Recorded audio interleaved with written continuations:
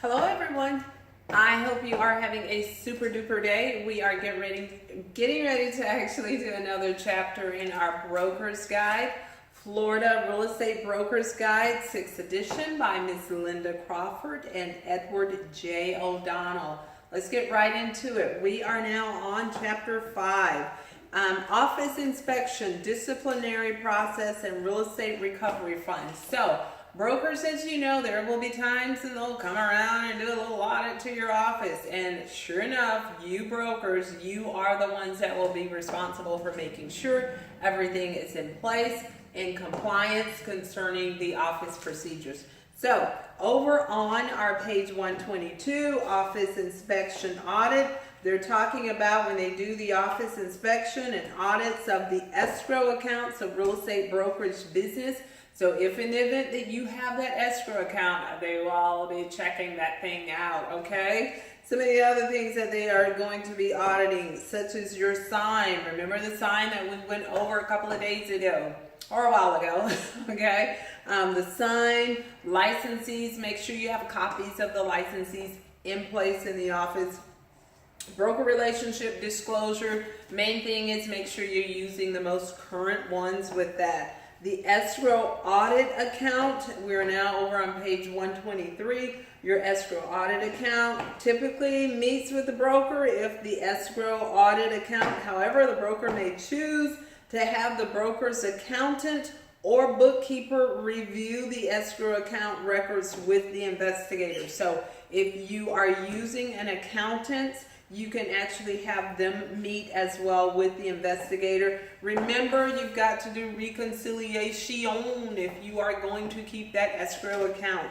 On page 124, they actually give you a copy of the office inspection and escrow trust account audit form. You can kind of look over that.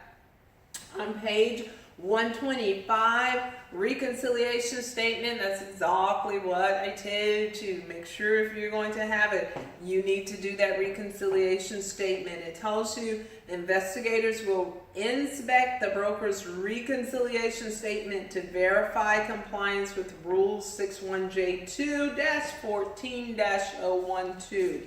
Okay? Also in the gray box, I love the little gray box pieces.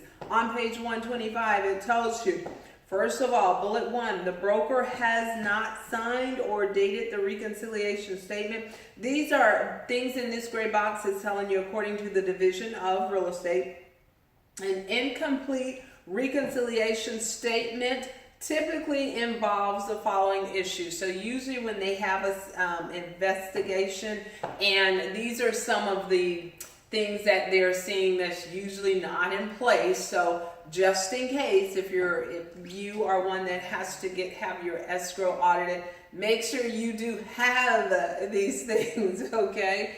It tells, number 1, the broker has not signed or dated the reconciliation statement. That's one of the things that they see out there in the field. The reconciliation statement does not indicate the account number or the name of the financial institution. Make sure you have it on there. The broker has failed to itemize the trust liability broker statement incorrectly. Broker does not understand that rent and security deposit collections and held on behalf of the property owners are escrow funds, so they are as well. The broker failed to explain overage and shortage and the corrective actions taken.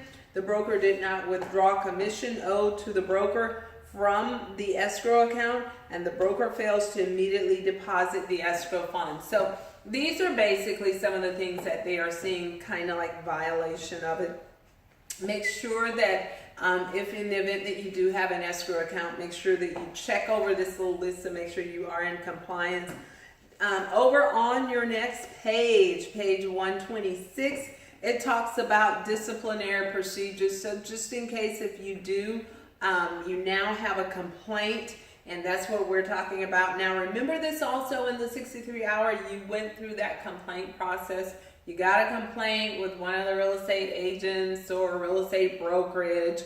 This is the way you do it. It tells you in the little gray box. You have steps in the complaint process. You've got 7. Remember, First step, the complaint is filed with the DBPR. You're going to put that in writing. As of today, as far as I know, you're not going to be able to go on the website, type in your little, I have a problem with that real estate agent, click submit. No, you have to write it in, okay? File it with DBPR.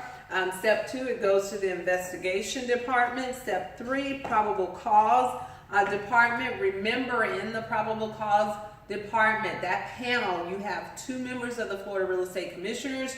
It could be one licensed, one non-licensed, because remember, you have 2 that are non-licensed. It could be one current and one that's not current on the board right now. From the probable cause panel, they will determine whether or not true, if it has been a violation of 475, or if it looks like it's been a violation of 475 that has happened. If so, you may have to go to the next 2 steps, either to an informal hearing. Informal hearing is with who? I should hear everyone saying, Florida Real Estate Commissioners. Or you may have to go to a formal hearing. From those hearings, of course, there will be a final order that is issued. Remember, final orders take effect 30 days after they are made. And of course, if you want to appeal that process, that's your step 7, which is your judicial review appeal of the final order. Now, they talk about all 7 of these steps in details. So make sure you read over them. The majority of you have already read over those particular steps. And they talk about that individually. On 127, emergency suspension, rare situation, but sometimes they may have to do an emergency suspension if the complaint, if they find that it's really pretty bad as far as the cause. On 128, they talk about the probable cause panel, the composition. Remember, I told you you're going to have 2 members of the Florida Real Estate Commissioners in there. About the formal complaint, what happens in that particular arena. Over on 129, waiver hearing. It tells you if the subject of an administrative complaint fails to timely respond to the elections of right, the licensee respondent is considered to have waived the elections of the right. The case proceeds and is heard by the FREC in an informal hearing. Once again, dealing with informal hearings, you are dealing with the Florida Real Estate Commissioners. You have settlement stipulations. The stipulation is an agreement as to the fact of the case and the penalty reached between the attorneys for the DRE and the licensee or licensee's attorney. So if in the event that the licensee doesn't want to show, or maybe the licensee wants to show up at the hearing, but they want to also have their own attorney, you can do that as well. Stipulation is basically the agreement between the client's attorney and the DRE, is what they're saying there. You have a voluntary relinquishment for permanent revocation. Sometimes a licensee respondent will choose to avoid a disciplinary hearing and relinquish the real estate license in lieu of discipline. So instead of, going through that whole process, they may decide, you know what, I'll just give up my license. That's a sad day, okay? We like our real estate license. Voluntary relinquish for permanent revocation permanently puts the licensee out of the real estate business. So that's what that's talking about there. Cases presented either in an informal hearing or a formal hearing, and they're telling you about those. Remember, your formal hearing is with the commissioners.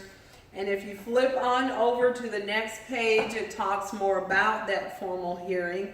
The informal hearing is with the commissioners. A formal hearing on page 130, it tells you if the licensee respondents request a formal hearing or disputes the allegation, DBPR will request that the case be prosecuted under Chapter 120 FS. Hearing under Chapter 120 are conducted by full-time Florida administrative law judge employed by the Division of Administrative Hearing, the DOAH, okay? Of course, underneath there now they're talking about your final hearing, and it tells you, of course, that the final, your final order that whatever the decision that comes out of that, it tells you it becomes effective 30 days after that decision is made. Judicial review appeal, yes, you can appeal the decision.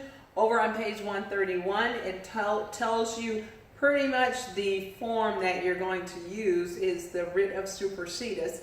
It says to obtain a stay of final enforcement, a final order, the District Court of Appeal must issue a writ of supersedeas.